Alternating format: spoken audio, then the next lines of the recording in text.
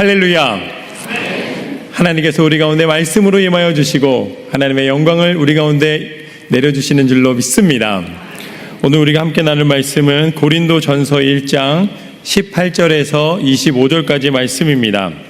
세상의 지혜, 하나님의 지혜라는 제목으로 함께 나누도록 하겠습니다.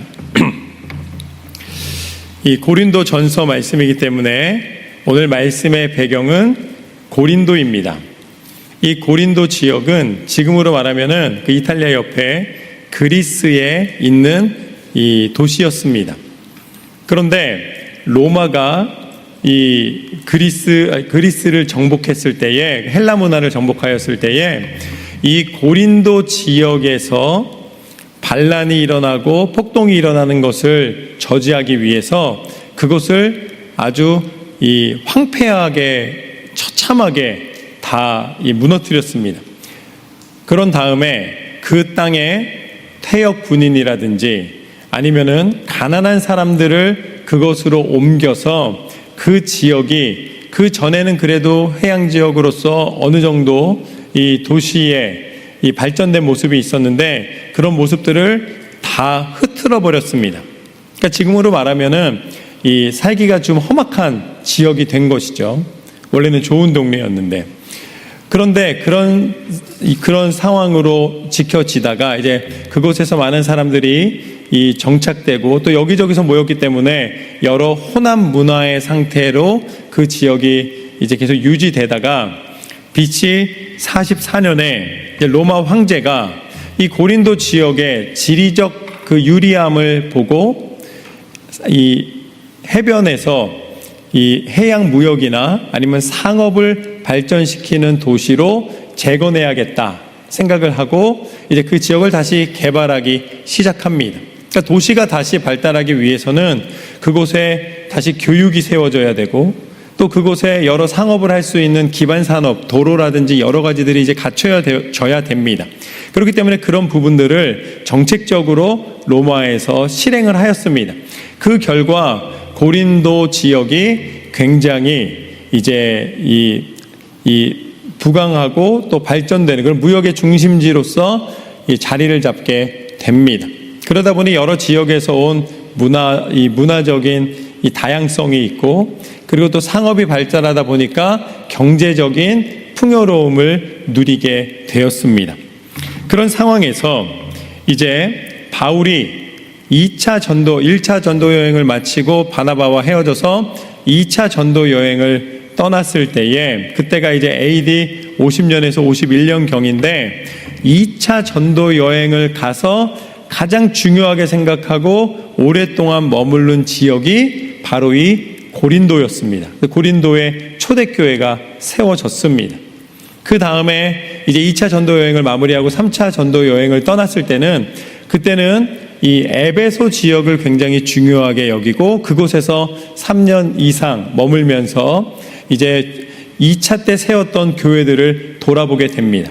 그런데 그때 고린도 교회에 벌어진 일을 듣고 에베소에서 바로 그때가 이제 54년에서 55년인데 그때 보낸 편지가 바로 고린도 전서, 오늘 우리가 읽은 말씀입니다.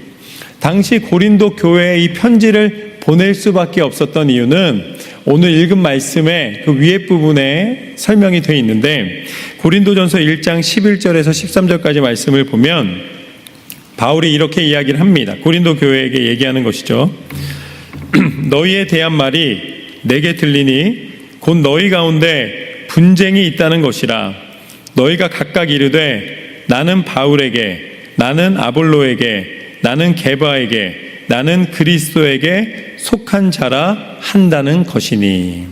그러니까 이 고린도 지역이 발전하기 위해서 여러 철학자들이라든지 교육자들이 모였습니다. 그러다 보니 그곳에서 가장 이 사람들이 모였을 때 하는 일이 뭐냐면 논리적 논쟁입니다. 철학 논쟁이에요.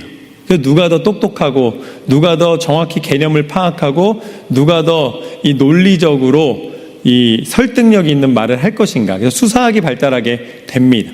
그러니까 그러한 복음이 성령의 능력이 선포될 때에는 사실은 그런 세상 지식이 아니라 하나님의 이 구원의 복음이 그들 마음 가운데 가득하여서 이제 예수 그리스도를 믿는 믿음 안에 교회를 세우는데 집중했다면, 이제 세워진 이후로 오늘 편지를 쓰는 한 3, 4년이라는 이 기간이 지나는 동안에 그 지역 문화가 이 영향을 미쳐서 서로 논쟁을 벌이고 서로 간에 자신들의 경험과 지식을, 그리고 또 자신들이 생각하는 것으로 서로 마음이 나누어졌다는 것이죠. 그런데 그게 어떻게 나눠졌냐면, 나는 바울파다, 나는 아볼로파다, 나는 베드로파다, 나는 그리스도파다, 이렇게 서로 파벌을 만들어서 분쟁이 고린도 교회 가운데 나타났다는 말씀입니다.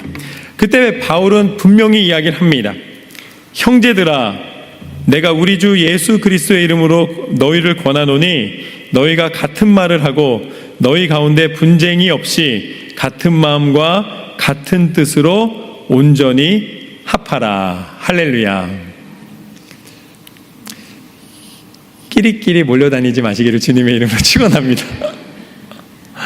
우리가 신앙생활하면서 사람을 보고 신앙생활을 하는 경우가 꽤 있습니다.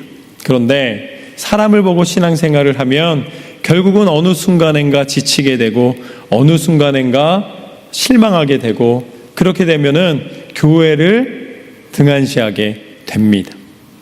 하나님이 우리한테 원하시는 것은 무엇인가? 우리가 온전히 하나님을 보기를 원하십니다. 우리의 믿음의 근원이, 우리의 신앙의 중심이 하나님을 바라볼 때에 우리는 한결같은 믿음의 모습으로 살아갈 수 있습니다. 여러분의 마음이 쉽게 삐지지 않으시기를 주님의 이름으로 축원합니다. 하나님의 한결같음과 그 성실하심을 의지할 때에 우리는 그 하나님을 바라봄으로 마음의 평안을 얻으며 믿음에 든든히 서서 하나님 앞에 나아갈 수 있습니다. 사람을 보지 말고 하나님을 바라보라. 참 좋으신 하나님이십니다. 우리가 그렇게 삐져도 여전히 우리를 사랑해 주시고 여전히 우리를 안아주시고 우리를 인도하여 주시는 참 좋으신 하나님. 우리의 연약함을 긍휼히 여겨주시는 하나님의 사랑이 있기에 우리는 매 순간마다 다시 믿음으로 돌아올 길이 있습니다. 이러한 배경에서 이 개척한 지 3, 4년 된 고린도 교회에게 너희의 분쟁을 멈출 수 있는 것은 사람의 지식과 철학과 설득이 아니라는 거예요. 그것으로는 아무리 이야기를 해도 그 논쟁과 다툼은 멈출 수가 없다라고 이야기를 합니다. 그러면서 우리가 유일하게 하나님의 교회가 세워지고 하나님의 교회가 회복되고 하나님의 역사가 나타날 수 있는 것은 무엇인가? 그것이 바로 오늘 말씀에 뭐라고 나와 있냐면 십자가의 도가 선포될 때 가능하다. 십자가의 도가 선포된 곳에 가능하다. 그럼 십자가의 도가 무엇인가? 우리나라 말로 이제 도라고 이 번역이 됐는데요. 원어에 보면은 로고스 투 스타우로라는 이 원어입니다. 그게 무슨 소리냐면 십자가의 말씀이라는 뜻입니다. 영어 성경에도 그렇게 나와 있습니다. 십자가의 말씀. 하나님의 교회가 세워지고 믿음의 사람들이 다시 힘을 얻고 다시 회복될 수 있는 유일한 길은 십자가의 도를 통해서만 가능하다. 십자가의 말씀을 통해서만 가능하다. 십자가의 말씀의 기본은 전능하신 하나님이 우리의 연약함을 돌보시기 위해서 육신을 입고 이 땅 가운데 오셨다는 말씀입니다. 그리고 오신 하나님 예수님께서 십자가에 달려 죽기까지 우리를 대신하여 모든 죄를 담당하신 그 사랑으로 말미암아 우리가 다시 생명을 얻었다는 말씀입니다. 그것이 십자가의 말씀이죠. 예수님께서는 그 십자가를 지시면서 이렇게 말씀을 하셨습니다. 마태복음 5장 말씀에 보면 5장 39절 말씀을 읽으면 누군가 오른뺨을 때리면 왼뺨도 돌려대라 이렇게 말씀하셨습니다. 우리는 그냥 읽을 때 왼뺨을 맞았을 때 오른뺨도 이렇게 대주는 게 그게 예수님 원하시는 거고 사랑이구나. 이제 뭐 크게 보면은 맞는 얘기죠. 그런데 이 말씀을 자세히 들여다보면 우리가 뭐 화가 나든 어떤 뭐 징계를 하든 만약에 뺨을 때린다 그러면은 우리가 보통 다 오른손잡이입니다. 그래서 성경에도 왼손잡이를 특이하게 기록하고 있는 것은 대부분이 오른손잡이라는 의미이죠. 그러면 뺨을 때릴 때 오른손으로 때리는 게 이제 가장 기본적인 부분이니까 오른손으로 때리면은 어느 뺨을 맞습니까? 상대방이? 헷갈리시죠? 왼뺨을 맞습니다. 그렇기 때문에 사실은 정확한 기록으로 하자면 왼뺨을 맞으면 오른뺨을 돌려대라 라고 쓰는 게 맞겠죠. 그런데 말씀에는 오른뺨을 맞으면 왼뺨을 돌려대라고 이야기를 하십니다. 그럼 오른뺨을 맞는 건 어떻게 맞는다는 거예요? 오른손으로 왼뺨을 때리는 것은 폭력인데 오른손으로 오른뺨을 때리는 것은 뭐 손을 이렇게 해서 때릴 수는 없으니까 손등으로 때린다는 것입니다.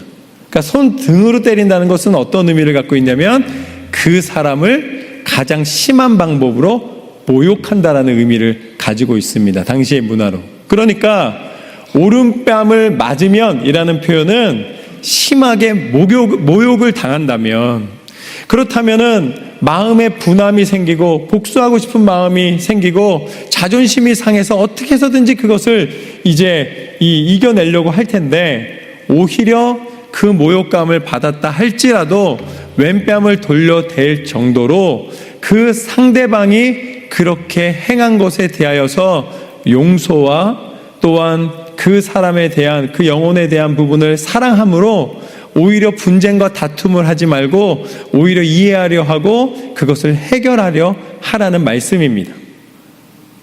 다투고 복수하고 싸우는 것이 아니라 사랑의 방법으로 그것을 해결하라는 말씀인 것이죠. 사실 세상적으로 보면 굉장히 바보 같은 행동이겠죠. 그러나 예수님이 말씀하신 그 이유가 있습니다. 동일하게 마태복음 이 5장 41절에서 뭐라고 나와 있냐면, 오리를 가자 하면 심리를 가주어라 라고 이야기를 하십니다. 보통 보면은 오리를 가는데 심리, 그것쯤이야. 오리가 우리나라의 그 옛날 그 단인데, 그거를 다시 환산하면은 이 오리는 미터로는 1609m입니다.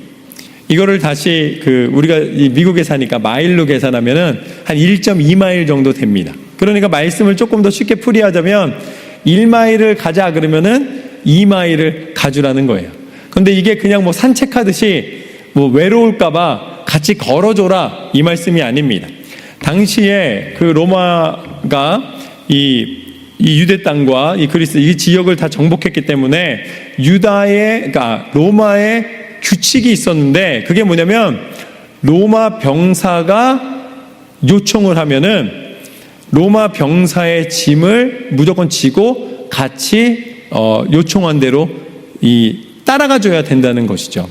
거기에 가장 큰 예가 예수님이 십자가를 지고 가실 때 구레네 사람 시몬이 그거 쳐다보고 있다가 갑자기 이 병사가 일로 오라 그래가지고서는 그 예수님이 십자가를 대신 지라 그러니까는 어쩔 수 없이 그 지고 가는 장면이 나오는데, 그것이 그냥 뭐 로마 병사가 뭐 무서운 눈을 뜨고 징계한 게 아니라 그 정당하게 요청할 수 있었다는 것이죠.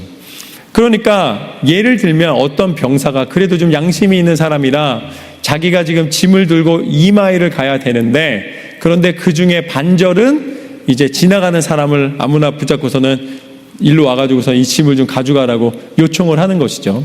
그런데 짐을 진 사람이 자기 일도 아니고 운이 없어가지고서는 내가 이 많은 사람 중에서 내가 걸렸네 이렇게 생각할 법도 한데, 그게 아니라 이 1마일만 그 짐을 갖고 가라고 얘기를 했는데 그 사람이 갑자기 병사가 시키지도 않았는데 2마일을 다 가주는 거예요.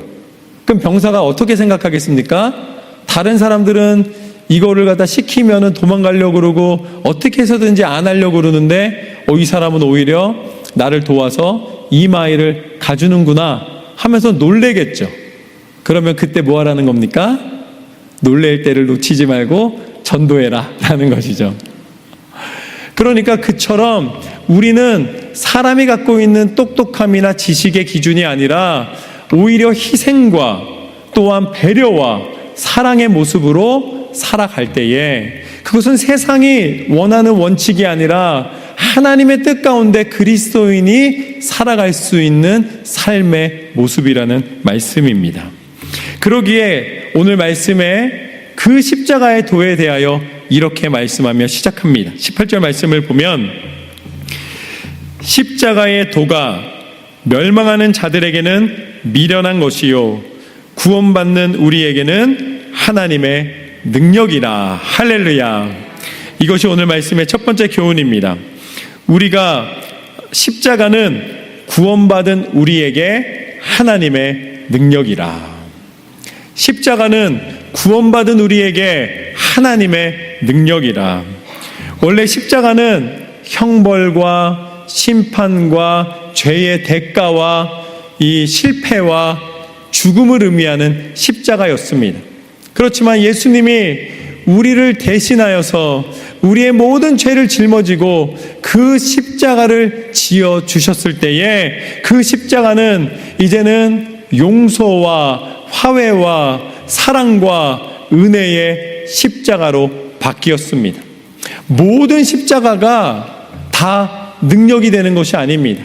예수님이 지신 십자가, 예수님이 우리를 대신하여 담당하신 그 십자가가 하나님의 능력입니다.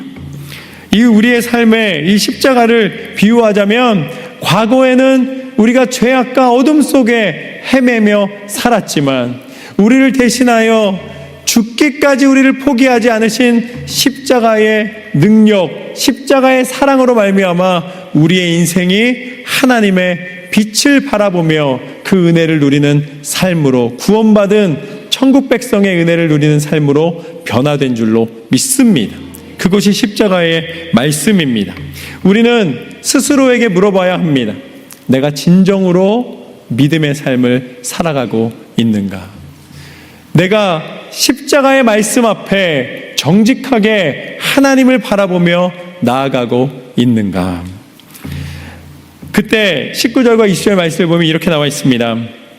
기록된 바 내가 지혜 있는 자들의 지혜를 멸하고 총명한 자들의 총명을 폐하리라 하였으니 지혜 있는 자가 어디 있느냐? 선비가 어디 있느냐?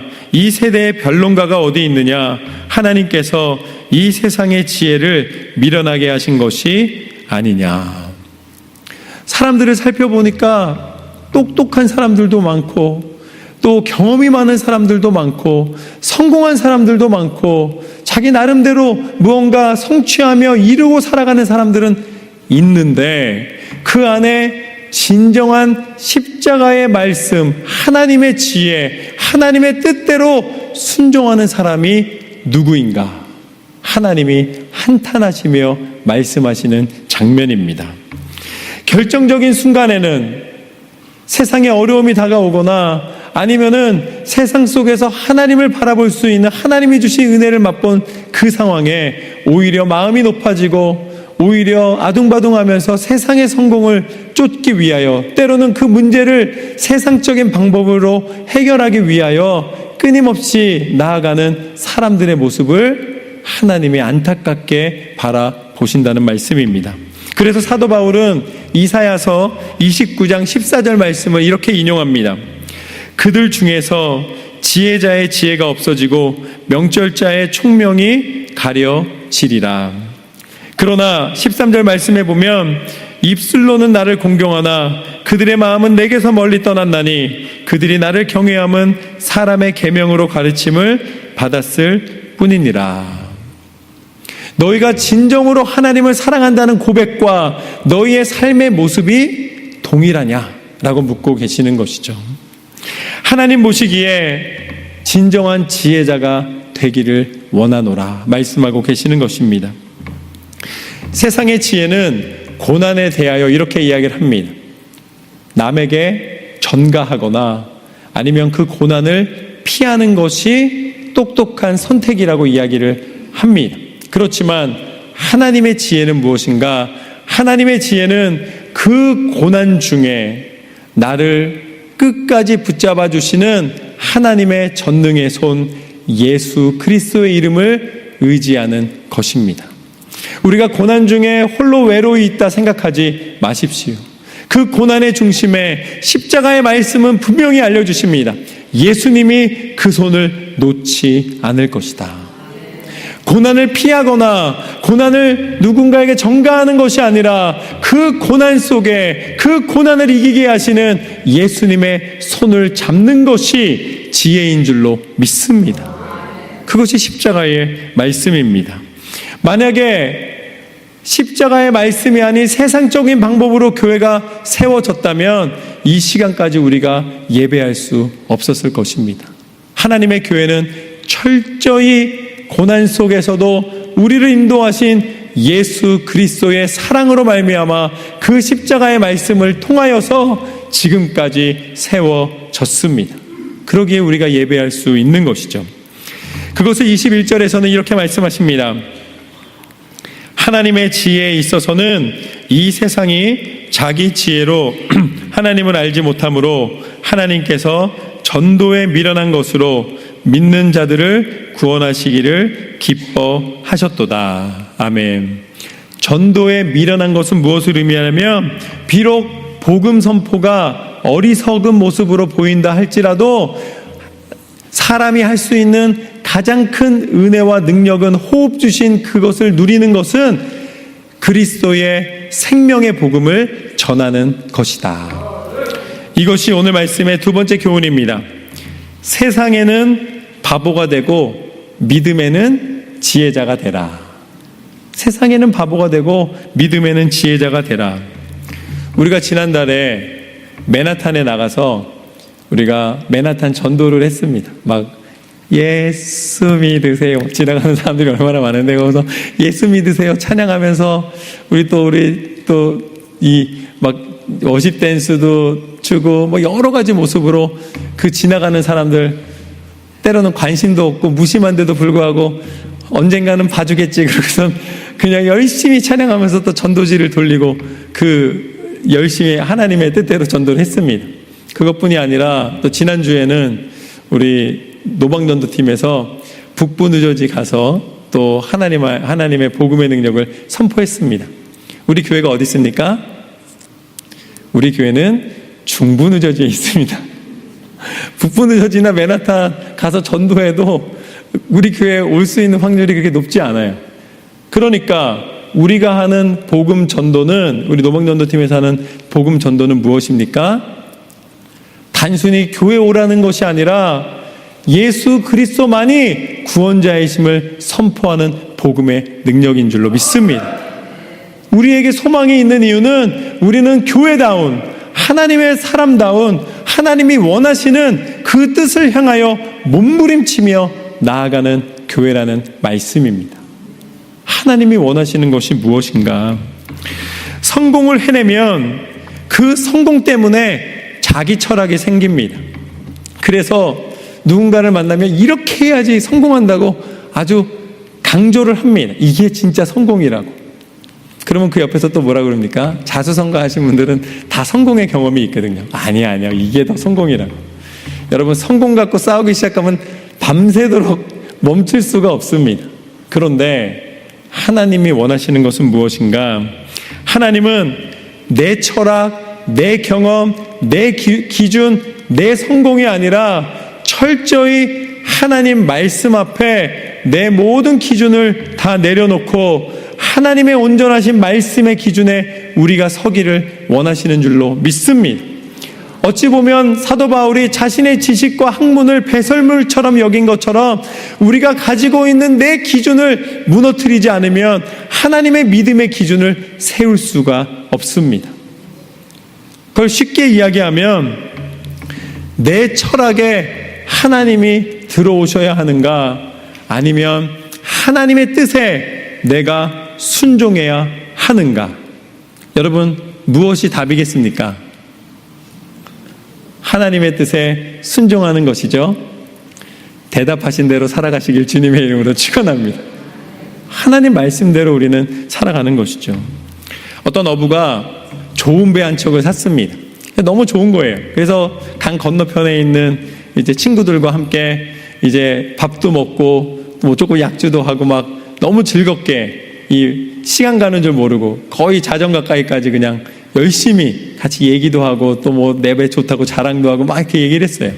그런 다음에 이제 집에 가야 되니까 집을 가려고 이제 배에 올라탔습니다. 그리고 이제 열심히 노를 젓기 시작한 거예요. 이제 가야 되니까 건너편에 있는 내 집으로 가야지. 그러고서는 이제 앞만 보고 막 배를 지었습니다. 그런데 이때쯤 되면은 이제 그 땅이 보여야 되는데 땅이 안 보이는 거예요. 내 배 되게 좋은 배인데 왜 이러지? 그래서는 더 열심히 지었어요. 그런데 밤이 늦어서 졸리기도 하고 피곤하기도 하고 나른하기도 해서 하다 지쳐가지고서는 잠이 들었습니다. 그리고 나서 아침에 해가 돋아서 배 위에서 이제 눈을 뜨고 보니까 이게 웬일입니까? 항구에 묶여있는 밧줄을 풀지 않고 노만 젓고 있었던 걸 계속 노를 지니까 배가 앞으로 갑니까? 뒤에 끈이 묶여 있는데, 여러분, 내 기준의 끈을 풀고 하나님이 원하시는 방향으로 믿음의 항해를 시작하지 않으면 우리가 아무리 애쓰고 노를 젓고 열심히 해도 우리의 믿음은 제자리에서 한 걸음도 앞으로 나아갈 수가 없습니다. 하나님이 원하시는 곳을 향하여 이제 우리의 마음에 하나님의 온전하신 기준을 향하여 이제는 그 내가 묶었던 내 기준의 밧줄을 풀고 하나님이 원하시는 곳을 향하여 한 걸음씩 전진해 나가는 저와 여러분의 삶이 되시기를 주님의 이름으로 축원합니다. 하나님의 분명한 기준에 우리의 삶에 생명이 있습니다.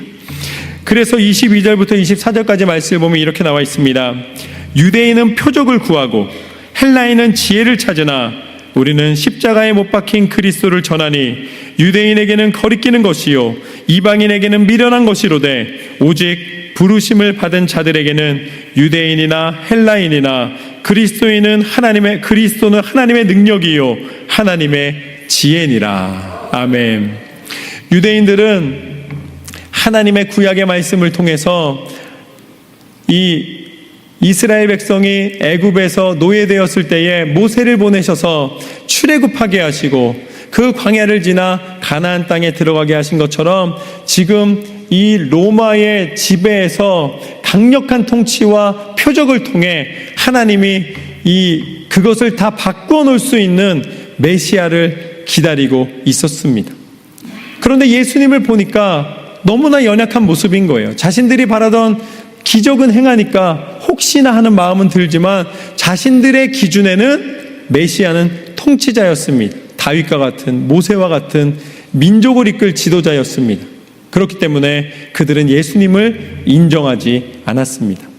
당시에 그 그리스에 있는 헬라인들은 헬라 문명이 높았고 그들이 철학이 발달하고 그들이 논리가 발달하고 수많은 이야기들이 그들 가운데 있었습니다. 그렇기 때문에 예수님의 논리는 예수님이 죽었다가 부활하셨다는 것은 그들의 논리적 사고에서는 이해가 되지 않는 영역이었습니다. 그러니까 예수님을 인정할 수가 없는 것이죠. 직접 만나고 직접 경험한 사람 외에는 머리의 똑똑함으로는 예수님을 인정할 수 있는 헬라인들이 없었습니다. 그러나 하나님께서는 그러한 모든 세상의 지식과 지혜가 아닌 하나님의 사랑과 은혜와 능력을 통하여 그 십자가 위에서 달려 죽으시기까지 우리를 포기하지 않으신 그 사랑으로 이 땅의 모든 지식을 폐하시고 하나님의 영광과 하나님의 구원과 말씀의 능력을 우리 가운데 허락하여 주신 줄로 믿습니다. 십자가를 통하여 하나님의 지혜가 드러났노라. 그 십자가의 죽음으로 끝나지 않으시고 그 십자가를 통하여서 우리 가운데 부활이요 생명이요 영원한 하나님의 나라를 선포하여 주셨습니다. 그것이 바로 25절 말씀입니다. 하나님의 어리석음이 사람보다 지혜롭고 하나님의 약하심이 사람보다 강하니라. 할렐루야. 이것이 오늘 말씀의 말씀 그대로 세 번째 교훈입니다. 우리 한번 같이 읽겠습니다. 시작. 하나님의 어리석음이 사람보다 지혜롭고 하나님의 약하심이 사람보다 강하니라. 할렐루야. 하나님이 우리가 이해할 수 있도록 하나님의 능력과 사람의 능력을 비교하여 주신 것이지 사실은 비교도 되지 않습니다. 하나님이 우리를 만드신 지혜로 우리를 인도하여 주실 때에 우리에게는 소망이 있고 하나님의 강함으로 세상의 어떤 것도 이겨내며 하나님의 능력을 선포하게 하시는 줄로 믿습니다. 사단이 하와를 유혹해서 선악과를 먹게 했을 때 우리는 그것을 사람이 유혹에 넘어갔다, 사단이 사람을 공격했다, 유혹했다라고 해석을 합니다. 그러나 사단이 공격한 대상은 하와가 아니었습니다. 사단은 하나님을 믿는 하와를 공격함으로써 하나님을 부끄럽게 만드는 것이 목적이었습니다. 사단은 끊임없이 하나님의 뜻에서 우리가 멀어지게 만들고 자신에게 절하게 만들고 자신이 하나님보다 강하다고 이야기하기를 원합니다. 그러나 하나님께서는 오히려 그러한 사단의 괴계를 무너뜨리시고 그 십자가의 능력을 통해서 사단의 죽음과 사망의 권세, 어둠의 권세를 깨트리시고 완전히 승리하신 줄로 믿습니다. 하나님의 영광을 바라보며 예수 그리스도의 이름을 선포할 때에 사단의 괴계는 무너집니다. 사단이 우리를 괴롭히려 하고 때로는 우리가 모든 건 아니지만 사단이 우리에게 질병을 주려 하고 사단이 우리 가운데 죄악에 빠지는 유혹을 할 때에 걱정하지 마십시오. 하나님은 이미 승리하셨습니다. 예수 그리스도의 보혈의 능력을 선포하는 그곳에서 사단은 떠나갑니다. 이 영적 전쟁의 결과는 이미 났습니다. 하나님의 승리입니다. 예수님의 이름을 선포하며 나아가시며 하나님의 승리에 동참하시기를 주님의 이름으로 축원합니다. 오늘 말씀을 통해 우리는 십자가의 말씀, 십자가의 도를 통해 세 가지의 은혜를 나누었습니다. 첫 번째는 십자가는 구원받은 우리에게 하나님의 능력이다. 할렐루야. 하나님의 능력을 경험하시는 삶이 되시기를 주님의 이름으로 축원합니다. 두 번째, 세상에는 바보가 되고 믿음에는 지혜자가 되라. 말씀대로 하시길 주님의 이름으로 축원합니다. 마지막으로 하나님의 어리석음이 사람보다 지혜롭고 하나님의 약하심이 사람보다 강하니라. 온전히 승리하신 하나님을 의지하여 날마다 감사와 기쁨의 삶을 살아가시기를 주님의 이름으로 축원합니다. 기도하겠습니다.